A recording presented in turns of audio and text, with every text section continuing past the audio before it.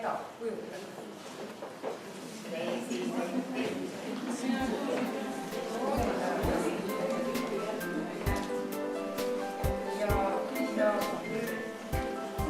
Ja lühidalt siis oli ka see seosed õppekavaga oli meil valdkondade kaupa võtsime läbi ja töötoa praktiline ülesanne.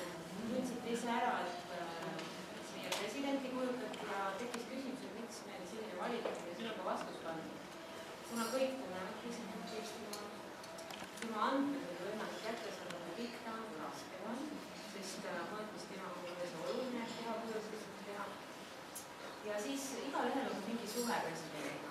Ta on teda kindlasti näinud, mõni ka elusest peast, mõni vaid telekaamendal. et grupi moodustusid oli 3 erineva pikkusega ja 3 erineva värvusega lõngajupikesed ja kui on mõelda, et meil on presidendiga tegemist ja Eesti presidendiga, siis on ka väga raske arvata, et need 3 värvi olid. Aga nad mõõtsid neid jupikesi ja tundus lihtne see grupidesse. Samal ajal saime ka kohe rääkida niisuguseid oskusi lapsed selle puhul kasutamisest, võttearvuspunktist, kõrgustamist, värvusi, mida kõik rääkida ainult.